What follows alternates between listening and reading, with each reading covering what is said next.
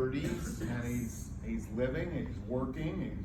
He used to be a welder, gave that up because the fumes and just, lung condition, cystic fibrosis, he couldn't weld anymore. I'm just curious, obviously you've always been a good guy, or, pretty much. I'm sorry? I said you've always been a good guy, that's evident in your character, but how did this change you, or what's your takeaway from it? What's my takeaway? I've been a Christian most of my adult life. But when God calls you very personally and you hear his voice, and I made no mistake, I heard his voice that day when I was being shot at and the guy pointing the gun. As an instructor, I've seen a pistol fired multiple different angles before, never one pointed at me. And he spoke to me at that moment and said, don't worry about that. Do what I sent you here. When God speaks to you personally, it changes your life.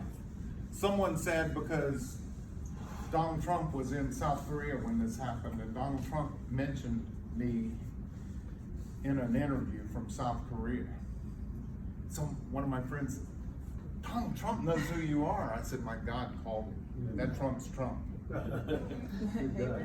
It's an amazing thing when God calls you to do something. Amen. And it's not always, I tell people, I was created for that moment. I was trained. I was a competitive shooter. I built a rifle that I used. I shot on a team, a church shooting team. We call ourselves the sinners because sinning in the Bible is an archery term, meaning missing the target. So we call ourselves the sinners. There was an Army Ranger, former Army Ranger, that shot on our team. He was a current San Antonio police officer, and we trained for 3 weeks on what to do if ever confronted with body armor.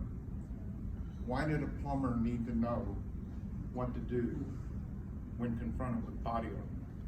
So God was developing and making a tool. And as a plumber, I like to talk about that tool as a chisel, because he used me in something very hard, and he broke me in some ways.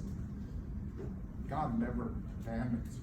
When he breaks you, he pulled me out. Now he's got the file, and he's filing me in. And sometimes it hurts, but he's making me into a different tool now. I hope it's for use in something much softer. But if he calls me to do the hard things, I am his tool, and I will follow whatever my God asks me to do.